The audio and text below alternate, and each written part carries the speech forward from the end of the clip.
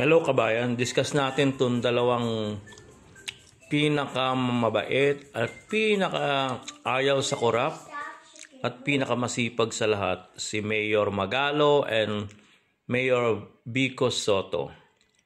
Alam nyo guys, yung dalawang to, basahin nyo yung nasa taas nila na Good Governance Alliance. Alam nyo yung dalawang to ay wala akong masabi. Dahil sila na lang din talaga ang nakikita ko aside from other mayor na pwedeng mamuno sa ating bansa na talagang magiging malinis in the future.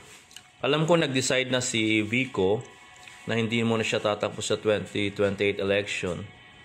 Maybe on the higher position. Pero I'm still hoping na itong dalawang to ay magsama. It's either one of them will run for president or vice president. It's reverse natin. Si Magallo yung vice, si Vico yung president, or Magallo is the president, si Vico yung vice president. Magandang kahinatnan ng ating bansa pag silang dalawa ang tumakbo. Unang-una, ayaw nila ng korap. Lagi na lang ini-expose yan.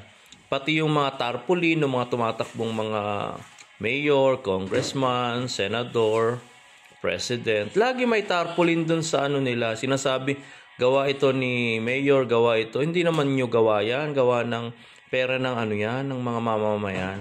So itong dalawang to ay pinaka-the best talaga. Sila na yung alam kong may takot sa Panginoon na manguha ng pera ng bayan.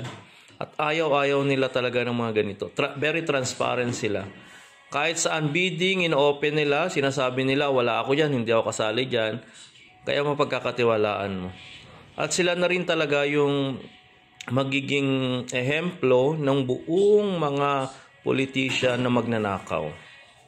Alam kong sila ay tapat sa serbisyo nila dahil nakikita yan ng mga constituent nila.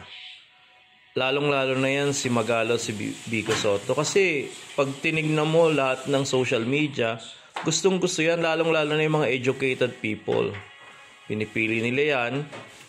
Lagi nilang sinasabi sa kanilang Facebook account na itong dalawang to ay magaling. So, kung talagang support natin silang dalawa, sana magbago pang isip ni Vico Sotto.